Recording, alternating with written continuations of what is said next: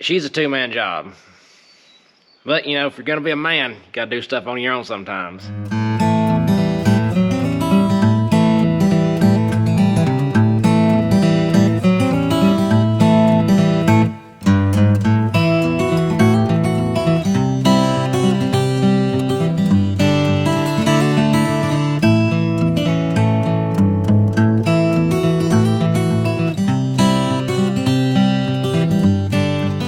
Welcome back to Mid-10, y'all.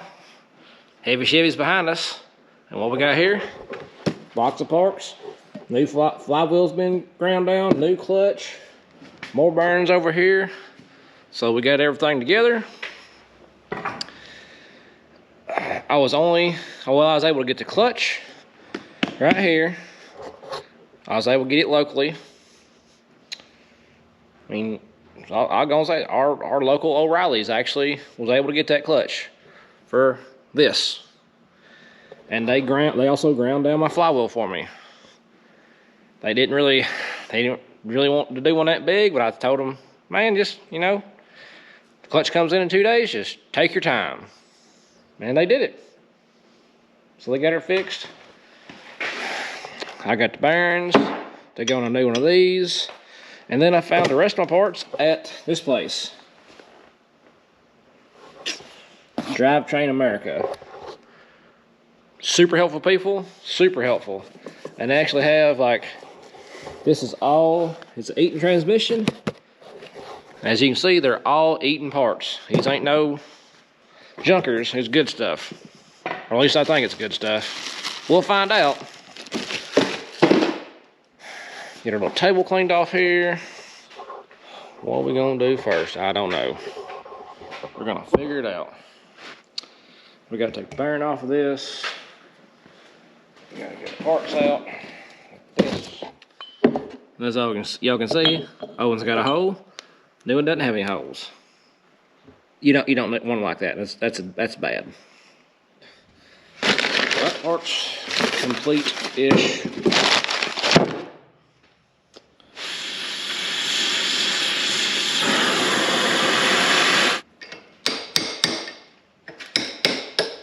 As you can see, it's not cut through.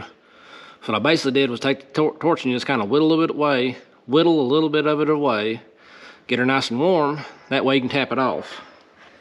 And then my shaft is still hot. There's no damage to the shaft. What you don't want to do is dip that in water and just let it naturally cool off. You can put a fan on it, let it cool down like that, but don't dip them in water, because that's going to change your it's going to change the molecular structure of this shaft, of that shaft right there, and you don't want that. And I don't think I got it too hot. Yeah, I got it about 200 degrees on the shaft, so it's gonna cool down, and we'll get the bearing put on that once it's cooled down. We don't want to do it right now to stress the bearing out. So the bearing was this. I took grinder with cutoff wheel, cut the cage off, dumped all the needle bearings out. You can hit all that with a torch. What I was hoping to do is that bearing would warm up, you'd get it off, which it did. I'll show you the clutch too. As you can see, right here, it's missing a chunk of material. Right there, right here. It's super thin. This is your flywheel side. It's not in the worst shape. I mean, it is thin, but the side that goes against your pressure plate with the chunks missing, I would say that is why the clutch slipped every now and then. And I went ahead, I did not go back with this three contact area clutch. I went back with a full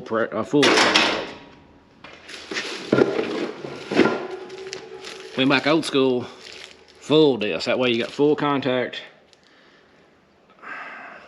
Yeah, I'm thinking this will work better. These right here were a higher dollar clutch, but I just don't feel like 3 contact areas was gonna work for the big dump truck. We're gonna find out. Let that cool. We'll get underneath the truck. I mean, we do this here. I think we're liable to unlock like 10, 12, maybe even 20 more horsepower. There. Oh, now y'all can watch me drop this flywheel myself and kill me. To my wife and children, I love y'all. Don't sell my. You gotta keep it forever. That's in case this flywheel kills me. Oh, that's right. I can sit up in here. That's right. That's right. If I get positioned right, I can sit here. So she got all kind of room there. Yeah, there we go. It's gonna make it a little easier. So just a little back on it. A little back. Don't worry about nothing. We're still young. Oh, probably should put a rear main seal on it while we got her cracked open, but you just stay in there, all. It'll be all right. It's fine. Oil on the clutch is good. Yep, just keep telling yourself that. You're heavy. Heavy, heavy, heavy, heavy, heavy.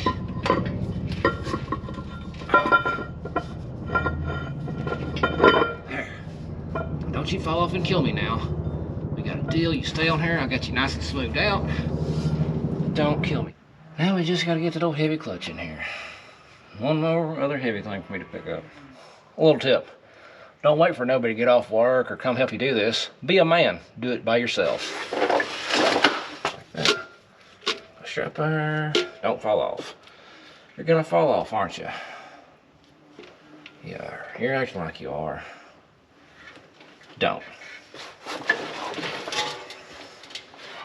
Be really cool if you just stayed up there. Like put this clutch on you. So let's try to cooperate and be friends and get a new clutch. She's heavy. And he fell off. Alright, clutch is in. Got the clutch installed. Not the prettiest job in the world, but it's on there. Alright. So now we get to put the loose needle bearings inside of this monstrosity. Fun, fun. How are we gonna get them to stick? Simple. We're gonna use some heavy duty grease to hold them in place. And hopefully they don't fall out. 14 of them. I only have 11 that came out of it. So it's been missing 3. It's not what you want. Dab of grease, so the bearing.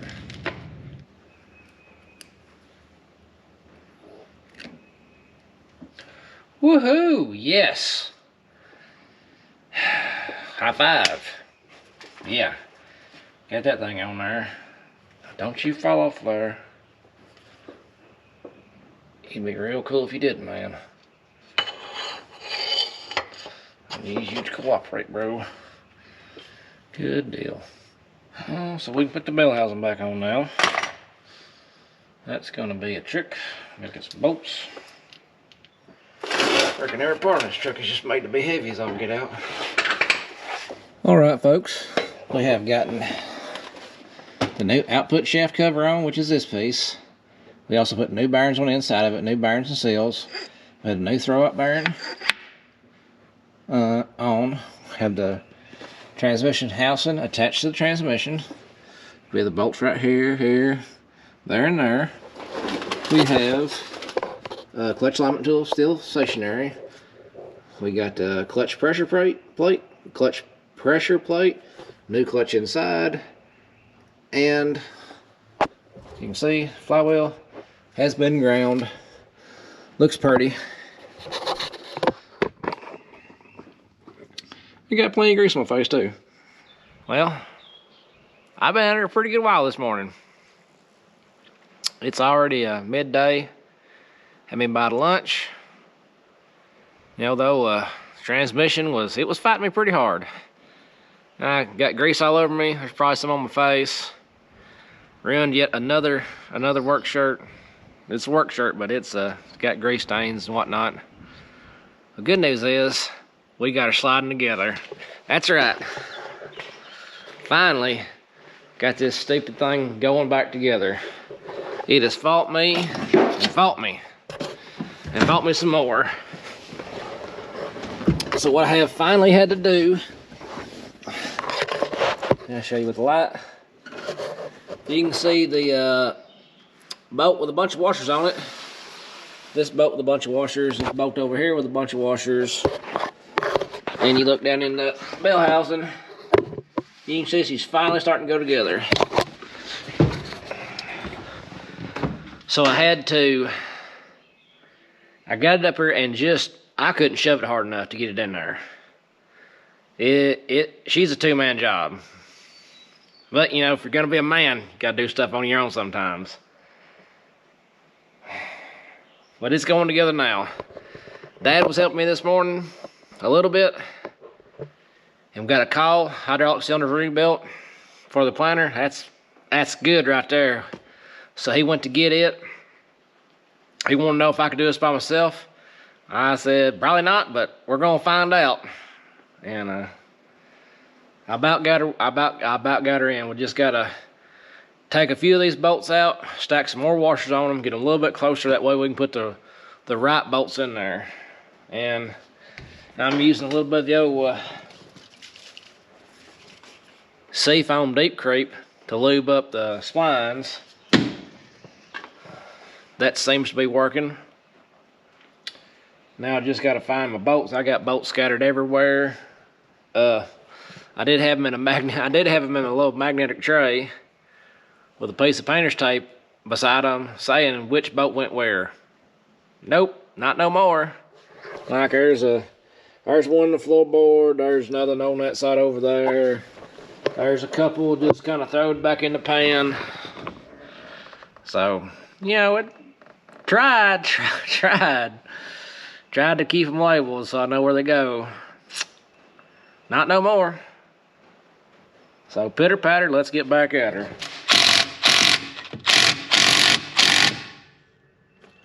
That's enough of that one. I think I can change these bolts now. Don't go dropping it down in the clutch like a goob. Oh, she's still too short. Still too short. Gotta find me some more washers. And if you can't find a bunch of washers, a couple of big old nuts will do.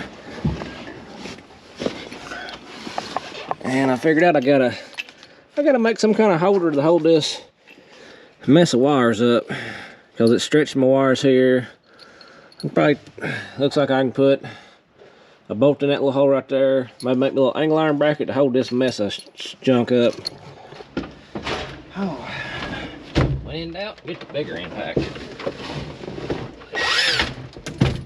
Put the screws to her. Come on.